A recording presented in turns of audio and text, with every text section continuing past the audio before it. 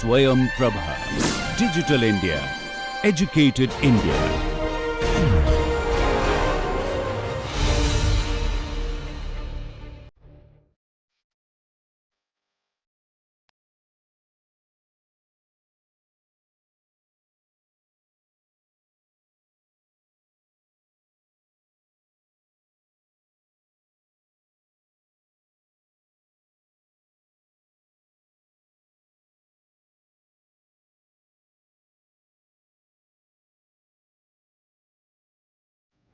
Hello. Today we will be discussing about some examples based on the concepts which we have already learnt in the last 4 sections, where we understood what is fluid flow in a vacuum system. Then we have calculated conductances in viscous flow and molecular flow and choked flow and transition flows. We have also seen the effect of interconnecting pipe conductance on the pumping speed at the site of the chamber with a given manufacturer's pumping speed, and how do we optimize these things by carefully choosing the interconnecting pipe with some design calculations. And there we have observed it is neither the pump nor the chamber, it is the interconnecting pipe which is going to play a very important role. Viscous flow it is not going to play a very important role, but in molecular flow definitely. In viscous flow people are more interested in calculating pump down times. In molecular flow we are more interested in how much load it can handle, but still get a good vacuum. That is very important. And the problems like leak, outgassing or some other parasitic vapor load or some other unwanted gas load, these are real problems in high vacuum side, where we normally face molecular flow with respect to fluid mechanics, and we face high vacuum considerations, constraints with respect to statics. Okay. So, while our aim is always to get better and better ultimate vacuum with zero load, we should also get as minimum pressure or as maximum vacuum as possible even with load, because better the vacuum, better the quality of the device, whether it is a semiconducting device or a space simulation chamber or particle accelerator, etc. Even with load, vacuum should be as high as possible. In fact, you will be surprised to know it is the ultra high vacuum which is much more costlier compared to normal vacuum, even though the gases or loads involved are only few milligrams.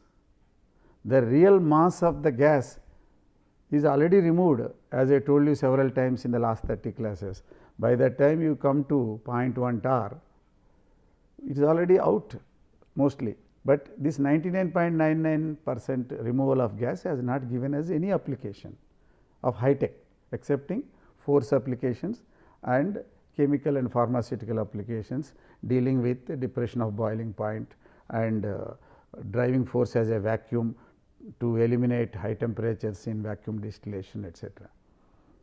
There also lot of viscous fluid flows we have seen, and as time passes, when we deal with those applications, we will revisit with all these concepts and while designing the vacuum systems, etc. While I talk about applications, I am not going to describe the applications for the sake of applications. I am going to describe only the vacuum technology aspects related to the process applications, because process application is somebody else's game.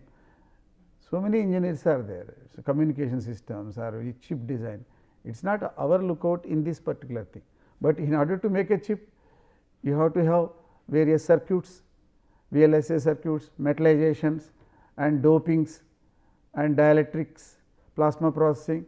In order to do that in hardware as per your programmed structures, you require a ultra high vacuum. So, hardware aspect requires a lot of high vacuum technology. Similarly, in particle accelerators, the Lorentz forces calculations, what is plasma, we are not going to discuss that. I will briefly mention for the sake of it, but we will be discussing more on the fluid flow concepts. That is why I am giving separate module for fluid flow in vacuum technology. And we have already crossed 4 lectures with simple calculations. Let us see a few examples, so that we get used to them, and let us end this module with some conclusions, with some ideas. But this is not the end of the show, because this is a very important aspect, that is why it is coming in the middle of the course. This will be again applied when you go to system design. It will be applied for viscous flow conditions, it will be applied for ultra high vacuum systems, it will be applied for outgassing of the systems. All problems associated with vacuum technology are also related to fluid flow, degassing, and all plus points are also related to this, how fast you can get vacuum. So, these concepts are very important. So, I request all of you to visit these 5 classes again and again, so that you get a concept of leak rate, outgassing rate, that is per unit area, per unit time. Leak rate is per unit time in terms of PV units, all the units you have to understand, and then equilibrium pressure, that is with a load, whereas ultimate vacuum without load.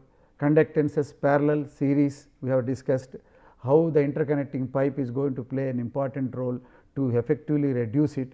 So, all the manufacturers data is of no use when we are connecting with a long pipe, and what will be the purity of the device and how it is related to outgassing in a vacuum system. Even though it is very high vacuum, few molecules of degassing can spoil the quality of a semiconducting device. So, it is a very complicated high tech, that is why these technologies are very costly, and the precautions to be taken are also very high. That is the reason I have given lot of importance to fluid flow. So, today the last lecture of this module, we will be giving you some few examples to make you friendly, that it is not that difficult, where we can give hundreds of examples, there is no time. So, we will give few examples, but later in our quiz and homework we will handle different applications. Similarly, when we actually handle the applications, we will take some case studies, we will ask some companies to give their case studies.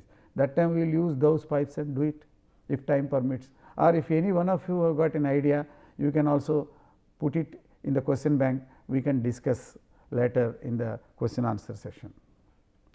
Okay. So, in this present lecture, what we are going to cover, same old conductance calculations, I am going to remind you with a problem at hand, and another type of problem where pumping speed is not constant, but conductance have to be calculated, and effective pumping speeds are changing partly because of conductances variations and partly because of pumping speed itself changes. And when these things are finally used to get various vacuum levels, the other enemies are coming, outgassing, leaks, then what to do? Well, I am not going to explain everything in detail in this half an hour, or already few minutes are over, but we have already discussed these things in various flow conditions in the last 4 lectures. And similarly, in system design, which is coming up after this is over, because troubleshooting also we are going to discuss. At that time, definitely we will again reevaluate for various configurations based on these calculations. So, keep these calculations in mind: conductance calculation in viscous flow, conductance calculation in molecular flow, transition flow, and what is Ohm's law of conductances. Q is equal to C into delta P. With respect to pumps, Q load is equal to S into P. With respect to pump down, T is equal to V into 2.303 into V by S effective into ln P2 by P1. So, and degassing rates, whatever the specific degassing rate multiplied by the area, okay, per unit time. Similarly, leak rate concepts and how to overcome these problems with application in mind and ultimate vacuum in mind and purity in mind, and solving very difficult problems of micrograms leaking into it, but apparently affecting the vacuum from -10 to -8. So, the engineer should be very sensitive to micro level issues, in addition to large scale chambers, weldings, joints, couplings, materials, with which you make walls, which you are using it. Some walls are only for the purpose of interconnecting, some walls are actually shifting a silicon wafer from load lock chamber to the main process chamber. So, their style will be different, gate walls. All these things we will discuss. At that time also we will again come to conductances and fluid flows. It is customary for the manufacturers, very good manufacturers of components, they give the conductance values for that, because it is very tough for us to calculate conductances of this. We know how to calculate conductance of a pipe or elbow, or we can know effective pumping speed, taking in a manufacturer's pumping speed. From there we can measure out pump down curve, or if it is a continuous loading, we know equilibrium pressure or ultimate vacuum. We can measure certain things. If there is a leak, what to do? Certain things we can guess, but a complicated geometries, so many things are there. We can calculate, provided individual subcomponent level it is given by the data, by the manufacturers. If they are not giving, that is also good. You people after this course can be employed there to calculate things properly. Okay. So, very good knowledge of this fluid flow is important. That is what we are going to calculate after giving two problems. We will also again take you to a journey of fluid flow in molecular region, where pump down is not that much, because already 99.99% of the gas is removed. It is not the pump down that matters there.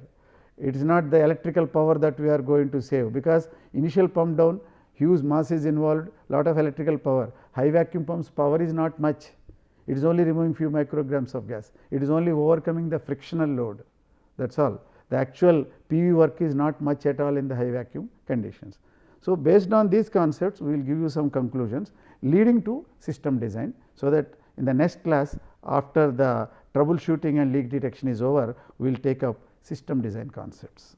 After that we will go for actual applications and necessary vacuum technology calculations, etc. So, we have done production of vacuum, measurement of vacuum, then components and various materials, then conductance calculations, then again troubleshooting, then system design. With all this background of vacuum technology, we will enter into applications one by one, and initially rough vacuum, medium vacuum, high vacuum and ultra high vacuum, like metallurgy, and then nuclear, space and semiconductor other side, and this side chemical and pharmaceutical and lifting operations, etc., etc.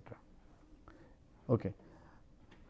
Now, coming back to our story, this particular lecture, conductance calculations, I have already discussed these things. I am only trying to remind you salient points, like a two conductances connected in parallel, there will be flow through that pipe, there will be flow through this pipe. So, naturally total conductance will be high. So, C is equal to C 1 plus C 2. We have discussed initially first lecture itself, but I am trying to just give you another feeling of it. In 31st lecture we have already discussed, and if they are connected in series, series conductances means it is equivalent to parallel resistance formula. That is why 1 by C is equal to 1 by C 1, 1 by C 2. To get a feel of it, let us get an example. Suppose a vacuum system or a vacuum chamber, let us say, for calculations of pump down we call it as a chamber volume. It is connected through a wall having some conductance, through a trap having another conductance, through a connecting pipe having another conductance, which is corrected for the 90-degree elbow. So, all these things we can do individually. Supposing you are able to do all that, what will be the total conductance of it? Because it is that is going to come between pump and the chamber, and it is that which is going to decide what will be the effective pumping speed at this site, and this site pumping speed is more important, not this. When you go for job, last 5 years what are you doing, they will ask, not from your birth what you are doing. That is important, no doubt, but the last 5 years important. Same thing here, this may be very good pump, very high stylish pump, very nice looking, but it is connected by a long pipe, it will not give. It may not be that good quality pump, but the interconnecting piping work is perfect, then you will get a better vacuum, faster vacuum. So, we have to keep track of these fluid flow issues and conductance calculations at a component level and piping level, then go to the pump side, then take data from the manufacturers, which normally will be higher, much higher. People will not give a pumping speed here, because then nobody will purchase their pump. They not only give, they pumping speed at high pressure, they do not give pumping speeds even at this point at low pressure, because at low pressure it will fall. In fact, it will be 0 at the ultimate vacuum pumping speed. So, most of the time what you get from the manufacturers is only maximum pumping speed, but you should ask or you should inquire the pumping speed variation with pressure, where it is going to have natural ultimate vacuum of its own. Ultimate vacuum with the system will be different, ultimate vacuum with system and load will be different, ultimate vacuum with system connected by a long pipe will be different, with various valves will be different. That is your headache, but he should give pumping speed as a function of pressure. So, coming back to piping network, which I always say it is the most important thing, though it is the least expensive thing compared to crores of rupees you spend on pumps and chambers. This is the least expensive, but that is going to give you pumping speed variations, we have seen in earlier calculations. So, parallel things, the total conductance is sum, and series resistance, series conductances, it will be like this. Let us take an example. If C1 is 50 liters, C2 is 100 liters, C3 is 100 liters. So, naturally 1 by C1 plus 1 by C2 plus 1 by C3, if you do it, you will get 25 liters per second. Use this 25 liters per second, take the manufacturer's pumping speed, calculate the effective pumping speed, use that effective pumping speed into the chamber volume V by S effective into 2.303 into ln from which pressure initial to final pressure what you want, you put there, you will get the delta T. Next delta T is next pressure interval. Like that you calculate in a rough way, you can tell your boss that it will take half an hour. But if you tell half an hour and if it takes 20 hours, then something wrong. Either you have taken manufacturer's pumping speed by mistake, you should have taken S effective, or you have not calculated properly, or you have not taken 2.303, you made somewhere some mistake. So, that is the reason I am going to give a small examples. But before that, if there are multiple paths, what to do, I am clearing here. Multiple paths between pump and the chamber, then this pipe also conducts, this pipe also conducts. That is why I am telling you parallel conductance. And most of the interconnecting piping network, I will not say pipe, network will contain not only pipes, several other components. That is why series component things also you should have a clear idea, parallel things also you should have a clear idea. Then we will calculate pump conductances first, then effective conductance by taking like this by C total type, then effective pumping speed 1 by S effective is 1 by S maximum given by the manufacturer plus 1 by C effective, we calculate. Then use that S effective and calculate the pump down times in the viscous range, and use that S effective and you to take the load Q, total load Q by that S effective will give you the equilibrium pressure. If that is not acceptable for a semiconductor growth or a space simulation, either you increase the S or increase the conductance, so that S effective will be better, or decrease the leak rate or decrease the outgassing rate. So, like that you have to decide. That is why system design we are going to take up immediately after this, and with a little bit of introduction of troubleshooting of these leaks and outgassings, which are going to affect the system design with respect to fluid flow to get a best vacuum and give best conductance and minimum resistance, and even with load a fairly acceptable vacuum. Let us take one example. Here is a very simple example. Electrical engineers, they high voltage transformers, chokes and various motors etc., they put it in an impregnation tank. After winding properly under vacuum, they put some impregnating liquid. If they do not do under vacuum, it will only wet the outermost surfaces, outermost coils. Inside, if there is a moisture, this high voltage transformer will strike immediately, it will burn. That is why in rainy seasons most of the transformers get burnt, because some moisture is going there, breakdown strength is less and it cannot withstand 33 kV. But if you do not impregnate properly these things, and if you do not make it like a rocky, two things will happen. The moisture inside that coil will immediately strike it at a lower voltage compared to the designed voltage.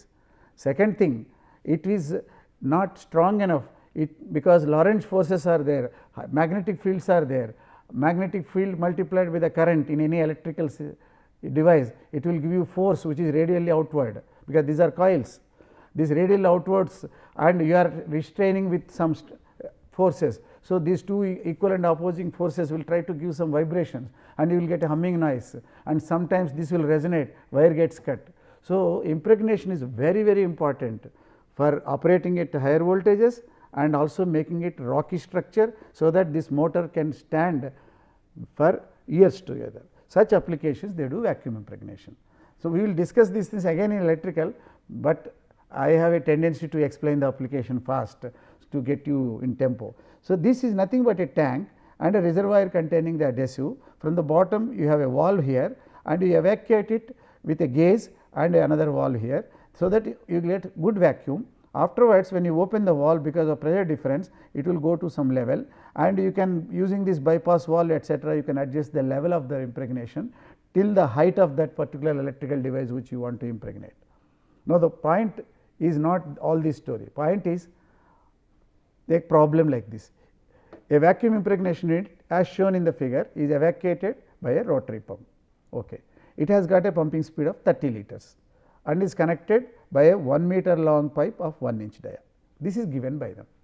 30 liters is the thing, and pumping speed of a rotary pump is given by the plot here. This manufacturers will give, okay, with gas blast and without gas blast. Initial moisture has to be removed, etcetera. Now, what happens? You just check now. Okay. What is happening here? What is the question? At what time you should open this impregnating resin, so that it will fill and go into corners, because of vacuum inside various volumes air is removed, and inside vacuum when you put liquid, initially it will wet the outer surface like atmospheric impregnation, but because of this pressure drop inside the windings radially inwards, it will go inside all crevices, so that it will uniformly wet all the coils. That is the reason vacuum impregnation is done. Impregnation is done to reduce the problem of moisture and also to increase the breakdown, but vacuum impregnation is done so that it is uniformly wet, and it will be a rocky structure when you take it for drying operation, because this impregnating adhesive will become hardened at heating values. That is a different game, we are not bothered about that. We are interested at what time we should open. Naturally, answer is after getting good vacuum we will open it. What is that good vacuum? 10 power minus 2 torr, but there is a long pipe. If this is connected directly here, it would have come in 2 minutes, but it may take more time now. How much time it will take, so that you get a vacuum, so that you can open this valve? That is the question. And if you observe here, there is a constant pumping speed region, there is a variable pumping speed region. Manufacturers normally give this, okay, rotary pump S300, this is 300, not this, it is falling here. So, we are interested in getting minus 2 torr. So, we have to calculate at this S what will be the S effective for this C, at this pressure again C. Problem gets more complicated, because conductance of the pipe itself is a function of pressure, average pressure for a pressure drop. So, that should be taken to calculate the C effective at every pressure, use that to calculate S effective here, use that to calculate pump down time. So, this is an exercise by itself, and during that time if the pumping speed itself falls, then what to do? This is the thing we are going to see. So, assuming constant pumping region is good enough, our vacuum before impregnation is only this, then we need not worry, but our idea is to get minus 2 torr. So, we split it this problem into two problems. The first problem is how much time it will take to come to 10 torr. So, since it is a constant pumping speed, I have told you in the conductance formulas, S comes out of the integration, etcetera. So, there is a standard simplified formula for air at room temperature, when L and D are given in inches. Actual formulas we have given in 32 lecture. You can go there and understand little bit. Because of lack of time, we will not discuss the entire thing here. So, the conductance in the viscous flow is given by 3000 P d4 by L.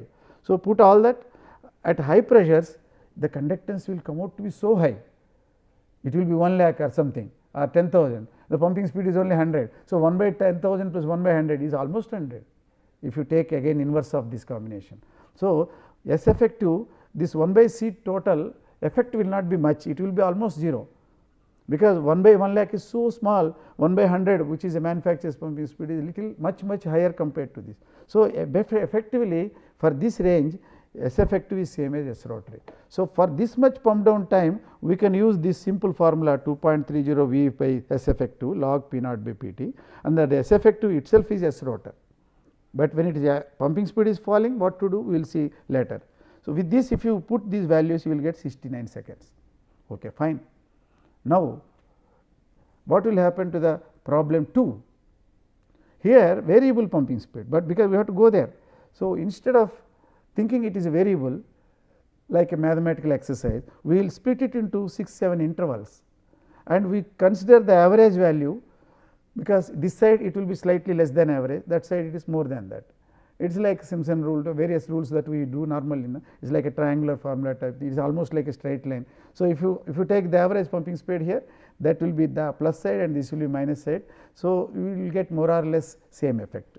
So, you can do that and separate them into various pumping mechanisms. So, range from 10 to the power of 10 power minus 2 millibar is now subdivided into various ranges. On one side pumping speed is falling, on one side conductance of the piping will change, because pressure is also changing, because conductance is a function of pressure also. So, I have given a Excel sheet here using these formulas, using the conductance formulas we have seen earlier of 3000 PD 4 by L, and we have done here conductance calculations for various pressures below 10 millibar. Above 10 millibar it is a constant thing, we have already calculated time also, we will keep that as a part A answer.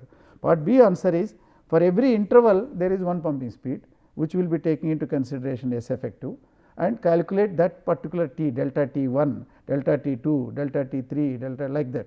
This will be one T. So, that T plus all these 6 delta T's, if you add you will get total thing. So, these 6 delta T's you are getting with variable effective pumping speeds of 384 seconds, and that with the earlier 69 seconds coming up to this, total will be this, and you give some margin, let us say 480 seconds. So, it will take 8 minutes.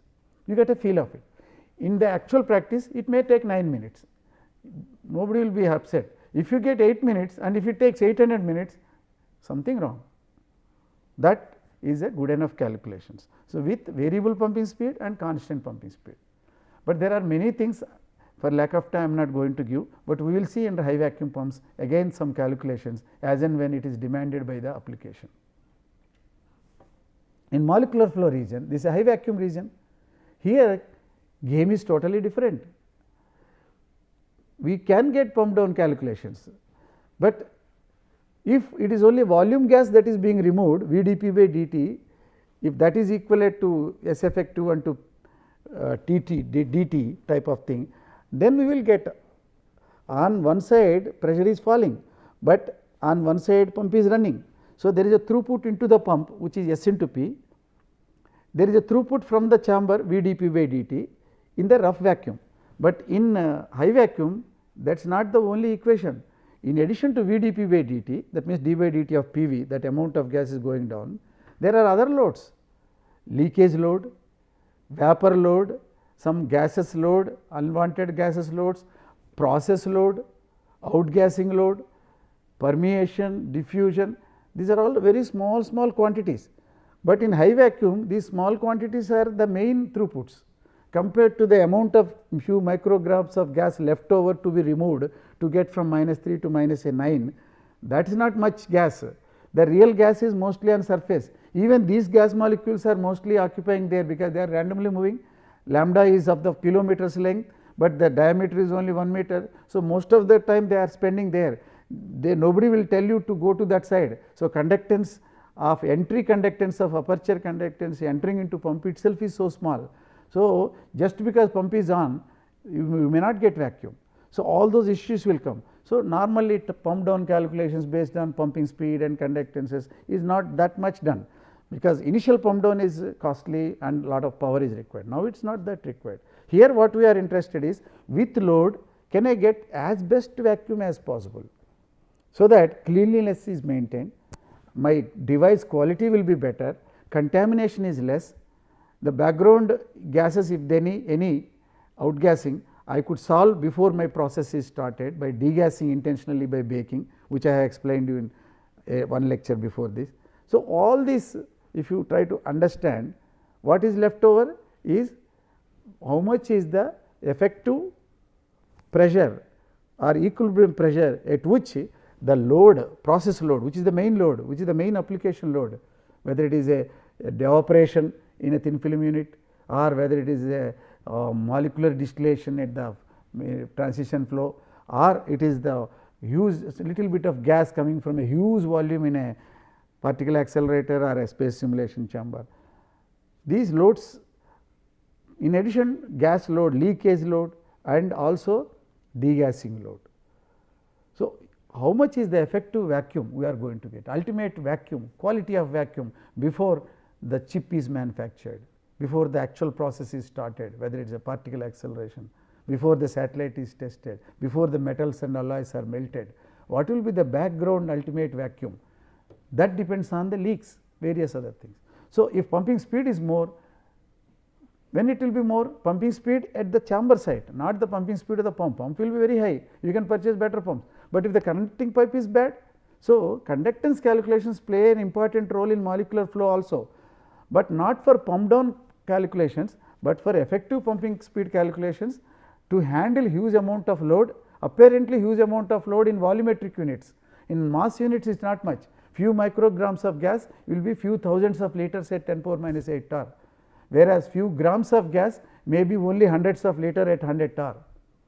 So, volumetric flow rates are quite high, not the mass flow rates. In vacuum technology we talk about volumetric flow rates, and if that is multiplied by the pressure, we will get a throughput concept. This we have discussed even before the pumps were discussed. So, here also we have to understand that Q total and what will be the effective pumping speed.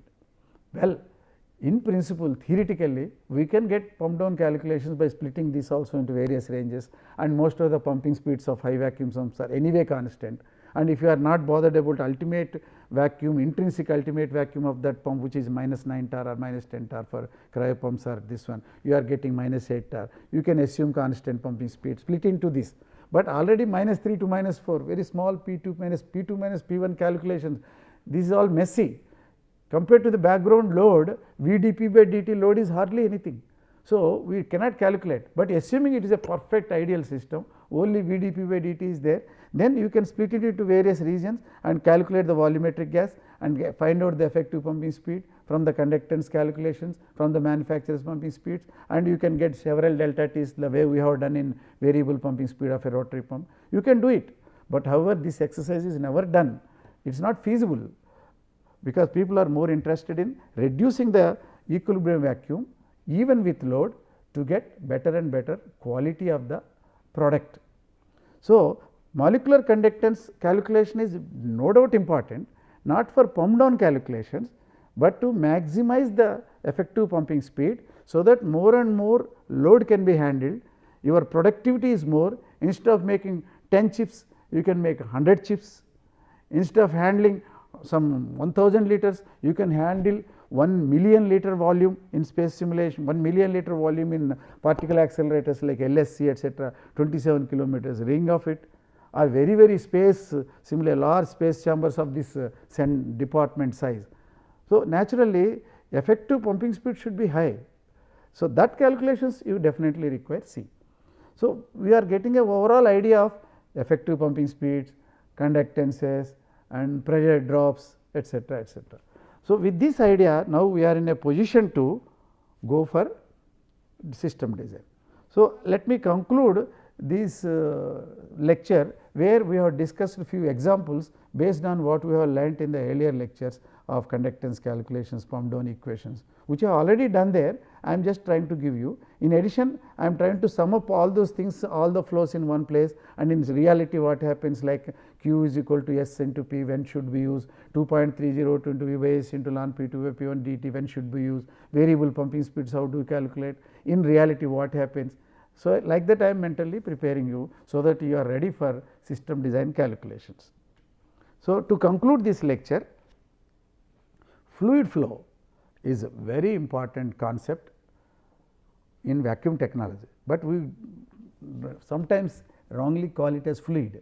It is molecular flow, maybe molecular fluid we can say. Okay. It is not a gas, you cannot even call vapor, outgassing they will tell, and but it is not outgassing, but normal day to life. Molecules are coming 10 power minus 7 torr, each molecule is independent, no molecule will ever touch with other molecule. it will be taken by the pump only, that is called molecular flow, because distance between the molecules are in kilometers. Most of the time they will be hitting only the chamber walls. Lambda is much more kilometers, actual diameter of the chamber is only 1 meter. So, collisions with surfaces are much more compared to collisions between the molecules. So, molecular flow conditions, we have flow conductance calculations have to be calculated thoroughly and maximize the pumping speeds and high vacuum side and minimize the pump down time in the poor vacuum side, and sometimes you separate that pump after some time, use another piping network using a smaller pump to save the energy. These things we will discuss in the system design, when to put hogging pumps, when to put normal pumps, when to put backing pumps of various capacities, how do you take care if there is a burst of gas suddenly in a high vacuum, that we will see in the vacuum system design. But all of it is again related to fluid flow, okay, because it has to flow to the pump finally. Okay. Pump down in viscous range can be easily calculated because it is only the volume gas that is dominating, whereas in molecular flow other parasitic loads from surfaces dominate. So, you have to take all that. Contamination is a big problem in the ultra high vacuum range, that is not a problem in the normal range.